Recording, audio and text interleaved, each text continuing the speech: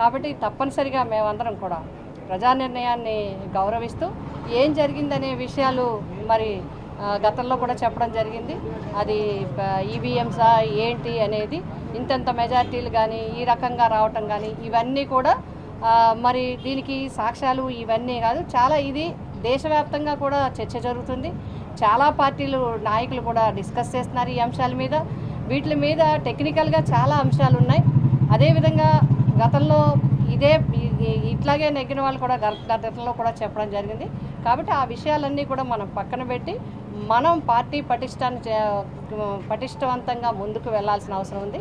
ఆ విధంగా మీరు అందరూ మరి కార్యకర్తలకు అండగా ఉంటూ కమిటీలన్నింటినీ కూడా కొత్త కమిటీలను ఏర్పాటు చేసుకుంటూ మనం ముందుకు వెళ్ళాలి.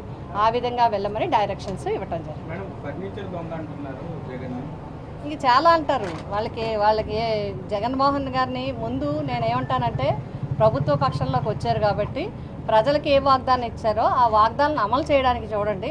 ప్రతిపక్షాల మీద అక్కర్లేని నిందలు అపార్థాలు వేసి వాటి మీద రాజకీయం చేసి వాటి ద్వారా మెయిన్ వార్తలుగా చేసి చేయొద్దని నా విజ్ఞప్తి.